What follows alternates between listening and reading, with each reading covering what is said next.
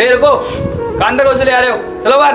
Guard साहब, मुझे आपके मालिक से मिलना है। क्यों मिलना है, क्या काम है? ये तो मैं आपके मालिक को ही बताऊंगा। आप अपना नाम बताओ, आप हो कौन? मैं अपने मालिक को क्या बताऊंगा कि उनसे कौन मिलने आया है? आप अपने मालिक को बुला दीजिए और उनसे कहिए कि उनका भाई उनसे मिलने आया है। अजीब बात है, मैंने तो कभी आपको उनके साथ देखा ही नहीं है, और मालिक का तो कोई भाई भी नहीं है, और आप भाई कैसे हुए? भाई मैं उनका भाई हूँ, आप उनको जाकर बता दीजिए शकील भाई आए हुए उनसे मिलने के लिए। चलो ठीक है, मैं उनको जाके बता देता हूँ, जब तक आप यहीं रुको। साहब, बाहर कोई आपसे मिलने आया है।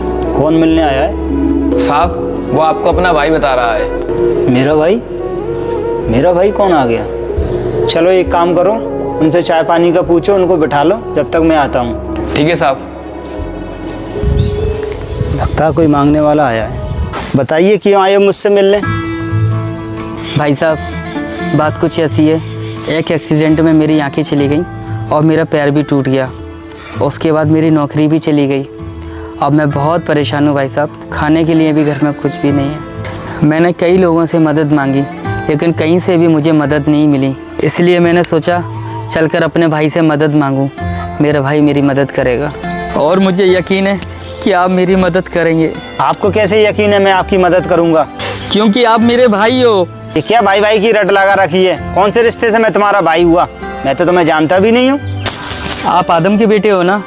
हाँ। और मैं भी आदम का बेटा, तो बस इस रिश्ते से हम भाई भाई हुए ना।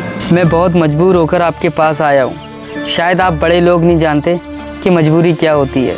क्या आपके पास कुछ है जो आप क़यामत के दिन के लिए मुझे दे सकें? याद रहे, जो कुछ भी आपके पास है वो सब ख़त्म हो जाएगा, और जो अल्लाह के पास है बस वही रह जाएगा। क्या कहा तुमने?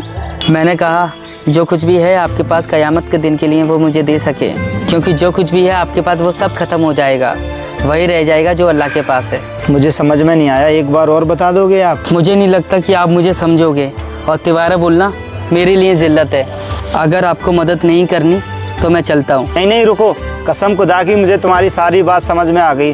तुमने इतनी अच्छी तरीके से मदद मांगी कि मेरा दिल खुश हो गया। अरे आप बैठो, मैं तो आपसे जानबूझकर बुलवा रहा था। आपने इतनी अच्छी तरीके से मदद मांगी कि आप 1000 बार भी मांगते तो मैं 1000 बार आपकी मदद करता। फैजान। जी साहब। ये मेरे भाई हैं, ये जैसे कहें वैसे मदद करो इनकी, ताकि हम क़यामत के दिन के लिए कुछ इकट्ठा कर सकें, और जो कुछ भी हमारे पास है वो सब खत्म हो जाएगा, वही बचेगा जो अल्लाह के पास है। ठीक है साहब। और जो कुछ भी आपको चाहिए वो फैजान को बता देना, आपको सब दिला देगा। बहुत बहुत शुक्रिया आपका भाईजान, जो आपने अपनी आखिरत के बारे में सोचा।